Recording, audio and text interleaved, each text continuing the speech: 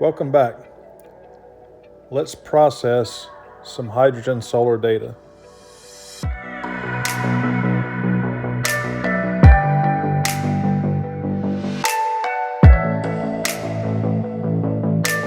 Before we get into the video, real quickly, here's the programs that I use. You do not need PIPP unless you're using something like the ASIR Plus. It doesn't record in SCR files. It takes your mono camera and makes AVI output. And I'll show you this real quick because a lot of people are using the ASIR. It gives you some real wonky artifacts when you process a mono camera in Autostakkert. And the get around is to go into PIPP and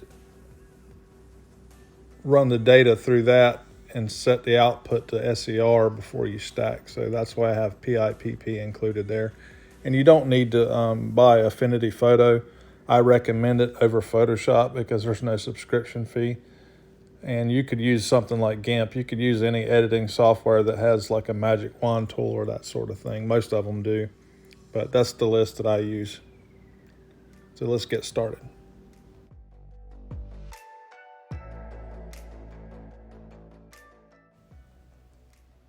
So I'll go take my data, open it up in Autostakkert. Here you can see where I used PIPP to convert the AVI to an SCR file.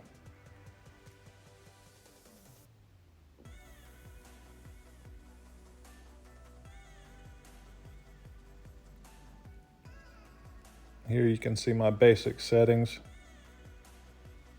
For a full disk image of the sun, I just use planet rather than surface. I don't typically drizzle or anything else. You could pretty much leave everything at default. We're going to analyze the frames and the video footage first, same as you would for a planet or anything else.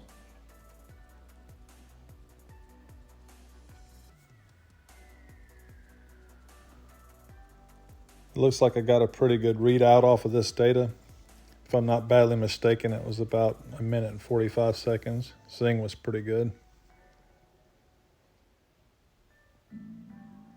I'll do multiple percentage of total frames so I can kind of review it and see which one I like best.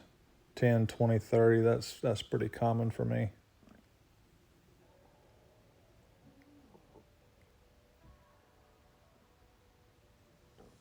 And when you place your align points, I just typically go with the automatic function. This is way too many. I don't need that many points. So I'm going to back that up and this looks about right. It's typically where I'm at with this kind of scale. So like I said before, I don't typically use drizzle. I mean, that's going to be totally up to you. This is just the basics of how I get through a processing session, and you'll learn tricks along the ways and ways to vary this to meet your own needs and your own opinion of what the overall should look like. So I'm stacking. Let me skip through this and get to the final result.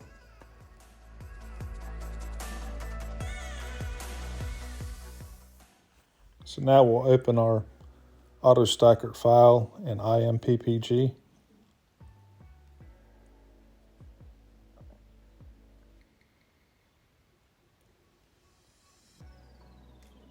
Real quickly, I'll kind of raise the histogram up a good ways to show you that there's no added artifacts from the file type, and that was switching the AVI to SCR. If you already have an SCR file through SharpCap or something like that, then that's all great. I did not use flats in this video. I should have, but most people are going to overlook that step and probably not use that for the first handful of sessions that they're doing with solar. A lot of times I won't even shoot them, just simply because I guess laziness is the best excuse I have, but you should be shooting flats with the sun also. So you'll be presented with a histogram, as you can see.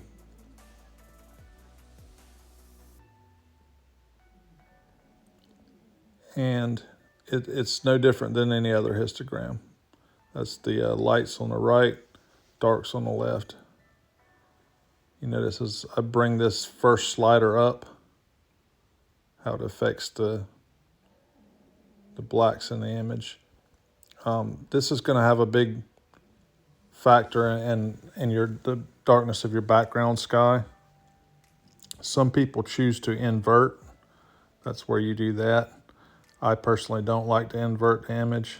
That's all just taste and preference. So place a line point, as you can see here. And I'll bring that up until I can see the prominence on the outside of the sun.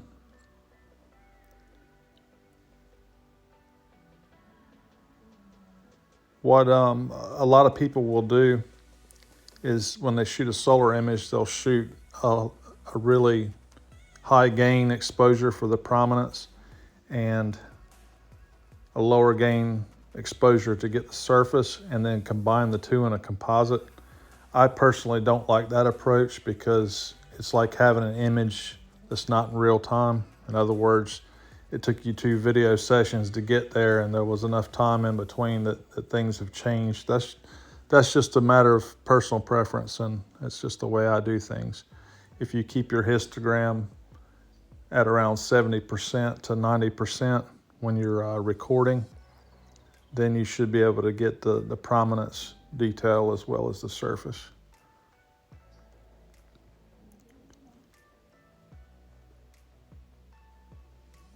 The main thing with this point is you don't want to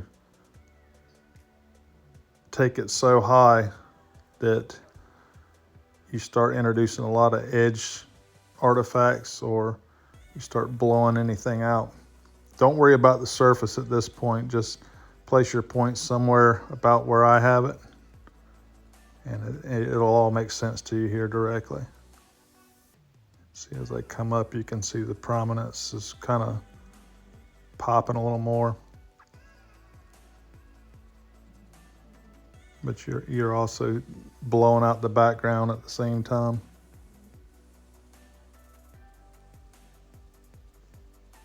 And you just, this first point you'll probably come back to. Just get it somewhere where you can see the prominence on the limb of the sun.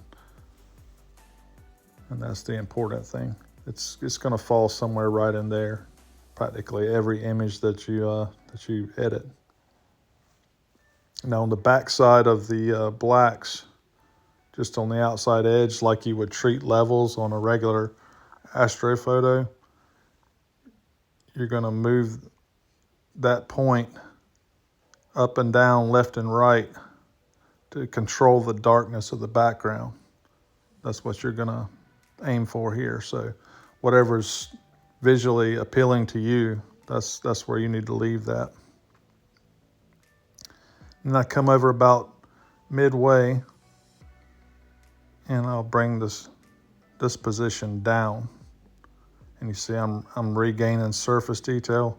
As I go left and right, it affects the darkness of the midtones and all. Somewhere about midway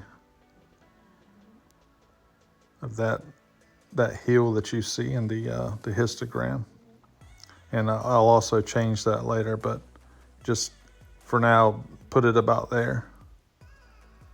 My fourth point, I typically bring to the edge of the data, the right leading edge. If you go too far to the right, you'll notice everything blacks out. Too far to the left and everything is kind of just like washed. So somewhere in between left and right with that point, and up and down is where you want to be. Just pay attention to the surface. And then I take my third point and I bring it up.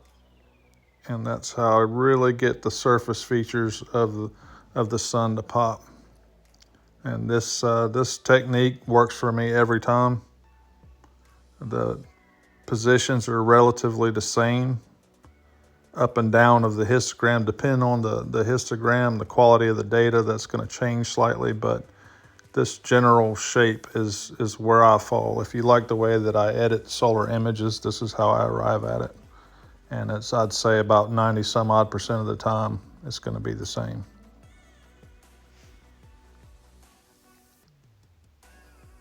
And make sure that you zoom in and out so that you can see the whole disc.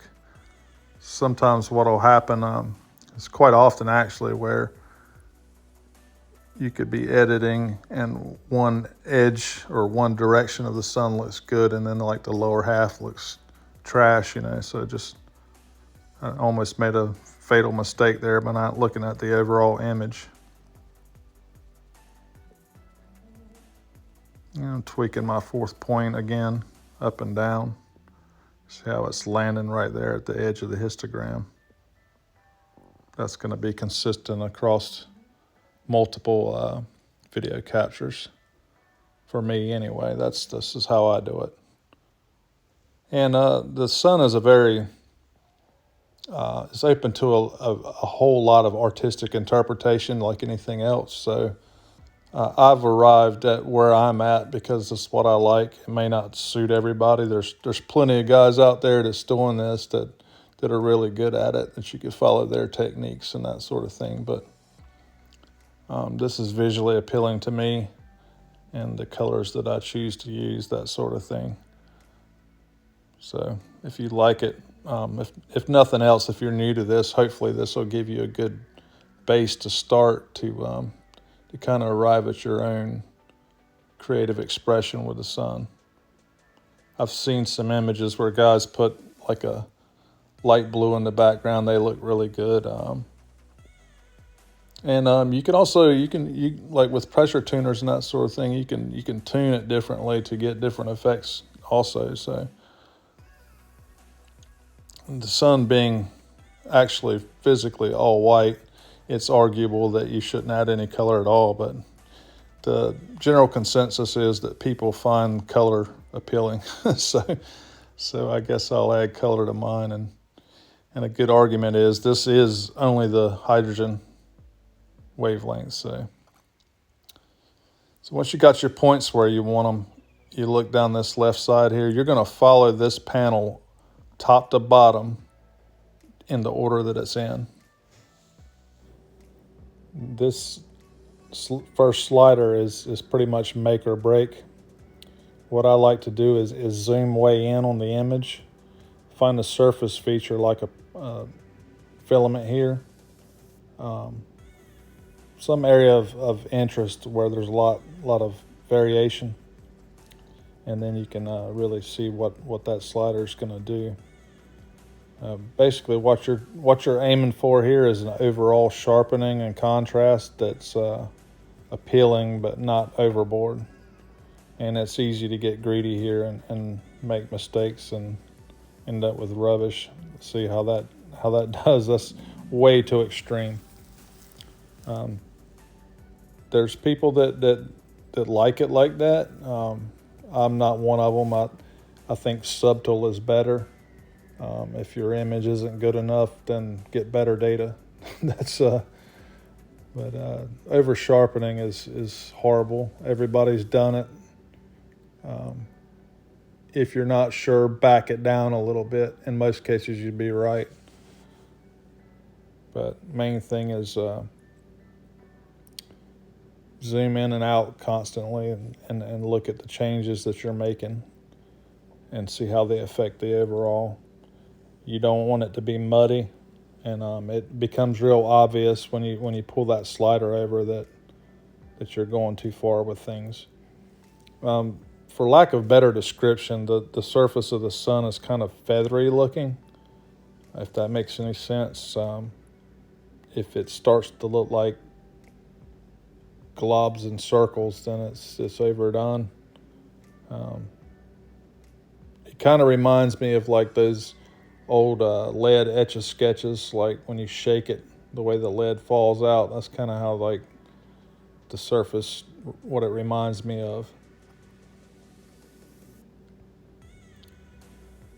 But it's real important that you don't take this too far. This program can really stretch the data, and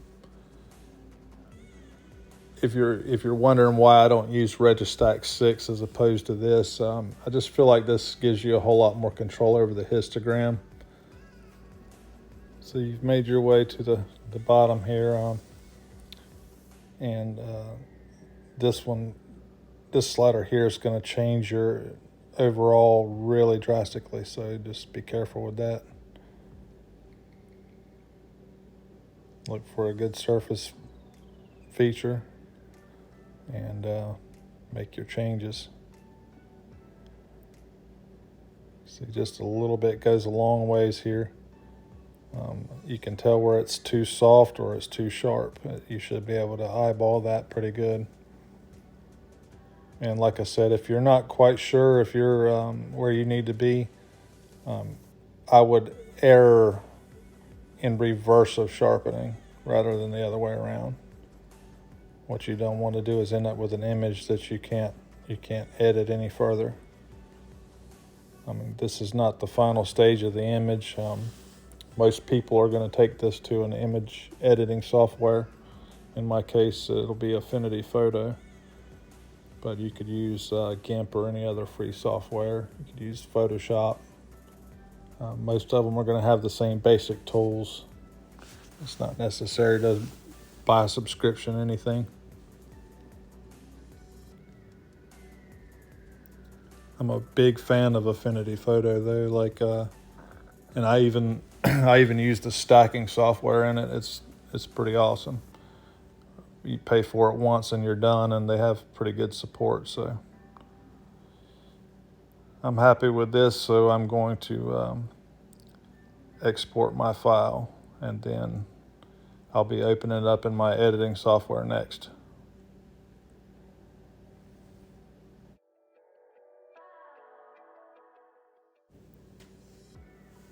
So I'm in Affinity Photo and I'm opening up my file. You'll notice this warning at the top, or notice the profile is wrong because it's mono. I'm going to be adding color, so I need to convert that. And I'll just come up here and select the RGB. Click OK.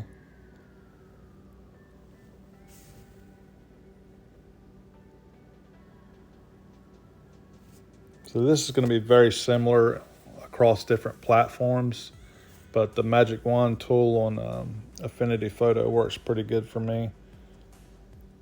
What I'll do is just select or left click and hold the mouse, and then just move the cursor around until it's to the edge of the disc itself. Just the sun is what I'm trying to select here. And then under adjustments, there's a recolor option. What's really cool about this in Affinity Photo is you can save presets. So once you've got the desired color, whatever it is that you like in particular, you can reuse it over and over and over again. And I think that's the same in most programs. There's ways to create presets, but you can look at the blending style, mess around with that. But if you keep it normal, it's always going to be the same. And like I said, it's all a matter of taste. Whatever looks good to you is the way you should go with it. If I was shooting Calcium K line and I had a mono camera, then I would typically like portray it blue. I mean, that's just how it's done. but everybody's got a different opinion on what color the sun should be. I'm actually colorblind, so you'll see a lot of my deep sky images like favor green and that sort of thing. It's not that I can't edit it out, I just can't see it. So I was told that where I arrived with the sun looked pretty good, so I'll stick with it. It looks good to me anyway. That's what matters. If it looks good to you, then that's where you need to keep it. And like I said, just make sure you save your preset.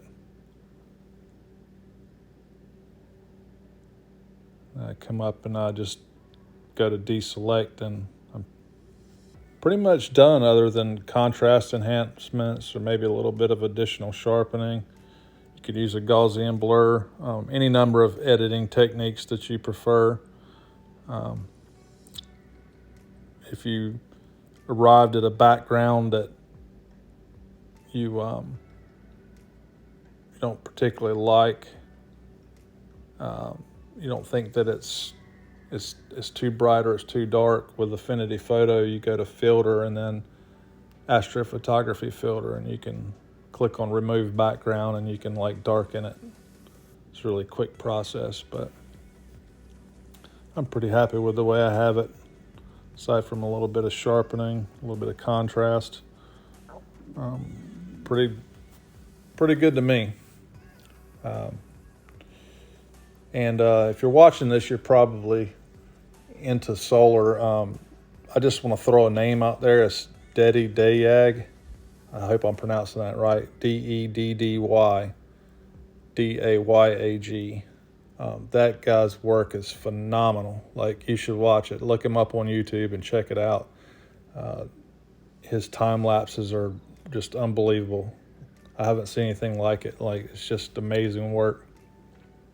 But that's pretty much it in a nutshell. From here, most of you guys already have editing tricks and stuff that you use. So from here, I'll kind of just leave the video where it's at. And I hope that the ImPPG histogram use really helped you out. That was the part I struggled with initially, and I found something that works for me like consistently. So that's the important thing, and you can build off of that. And if you're just watching this for the heck of it, I appreciate your time and thank you for your support. As always, even though I haven't had many myself, probably most of us haven't, clear skies. We can sleep under the stars, we can sleep under the stars.